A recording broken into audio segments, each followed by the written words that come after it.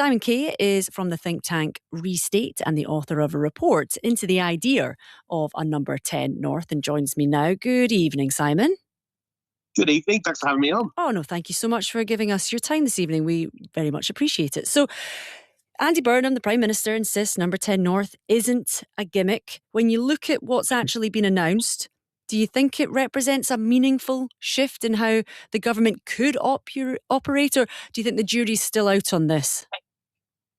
Well, you know what? I think the jury is still out. And I think there's a recognition now in this new Burnham administration that they've sort of promised a lot for this. And there's a lot of skepticism out there, which is why I decided to go ahead and write a paper to try and propose a model for how to make it work. Because, I wanted to challenge myself to sort of say, well, look, there is a version of this that could be brilliant, could be transformative, could drive devolution.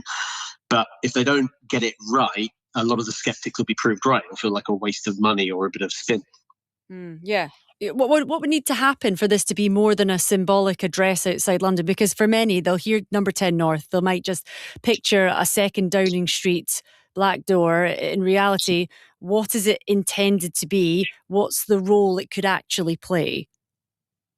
Yeah, no, I think that's exactly right. So I think there's sort of two opportunities here, and you have to design it just right to realise them.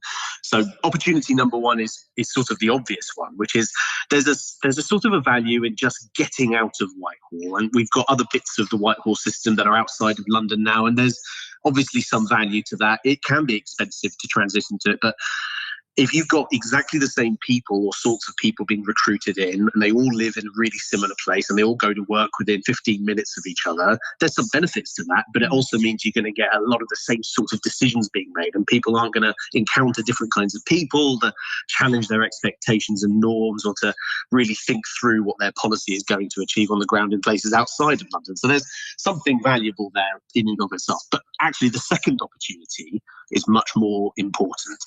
Andy Burnham described number 10 North as a nerve centre for all the missions that he wants to see through by devolving power and opportunity across the country. So that's the goal. A much more devolved, much more decentralised country is the goal.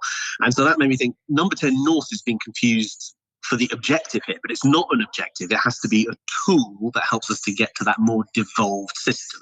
And you can do that by bringing together all the disparate bits of devolution policy that are currently spread out around the Whitehall system.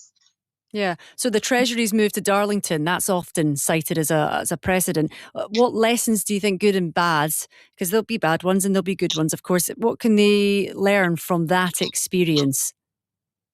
Well, so look, Darlington's an interesting example because, as you say, there's ups and downs to it. And something like, I think it's 1 in 5 direct employees of the Treasury are now based with Darlington as their main hub. There's actually other bits of the campus there with other departments. I think that's been crucial because you can't go up there just as one department and expect to be able to do business properly. So they needed to achieve that critical mass to make it worthwhile. And that took a little bit of time. That took a little bit of doing. The downside is that it's a challenge sometimes for these people to do business with the folks back in London. There's quite a lot of going back and forth. There's quite a lot of people who go to work and sit on their Zoom calls all day. Yeah. But isn't it good that we have the technology to make that possible? And as we decentralise this system, I think those challenges will start to melt away. Yeah. I just wonder, as with many big moves, when you try and move a big company or a business somewhere, it happens, it maybe works for a couple of years, and then slowly people start to gravitate back to where they were or where they started off. How do you transform how the government operates so that that's never going to be a situation that happens, that people don't just end up back in London eventually? It's a great challenge, and I think what you really have to do is make it really kind of part of the furniture in the place where it's been established. It has to feel like it's of that place, and the people employed there and working there have to feel like that's an intrinsic part of what they're doing, that that's part of the fabric of their lives, and that's a place that they like being. But more to the point, and this is the real policy challenge, you need to design the setup. You need to get the teams in the right place so that even after the Burnham administration is long gone, the next people who come in think of it as something essential, as something that's not worth unwinding all over again and doing yet more changes. They'll see it as valuable. And that's the real test.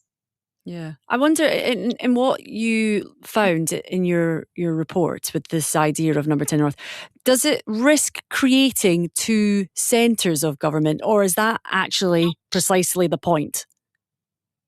I think in a way that's the point. So Andy Burnham talks an awful lot about all trying to pull together in the same direction. And that's a really important part of his political messaging.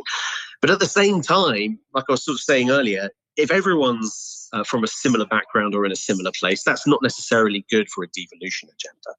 And the real objective here isn't to create several poles of central government, is to use this as an opportunity to really devolve power across the country. So I'm not talking about one or two poles of central government. I think we should have a decentralised system with hundreds of poles around England. So number 10 North, as Downing Street says, is already up and running, and initially the new department would share an office in Manchester with the intelligence service GCHQ. What do you think other regions are going to be asking next? Is it quite reasonable for them to ask, well, hang on a minute, what about us? Well, there's obviously a lot of places that are much more north than Manchester. So what happens next? Number 10 North? What's going to happen next? How reasonable will it be? How possible will it be that other areas of the UK get these hubs? Well, we do. I mean, as you've already said, there are hubs in different parts of the country. But in the end, the postcode is a nice bit of symbolism. It's a clever way of framing the idea. It definitely grabbed a lot of people's attention, didn't it? Yeah. But in the end, the postcode is the least important part of this idea.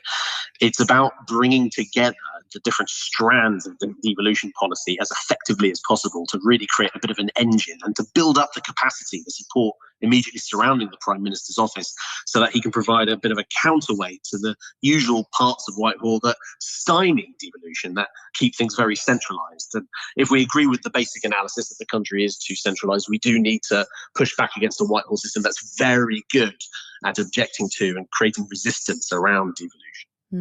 Just finally, Simon, I'm interested to hear your thoughts. We've been hearing in the last couple of hours or so that Anna Sarwar could be entering the government too.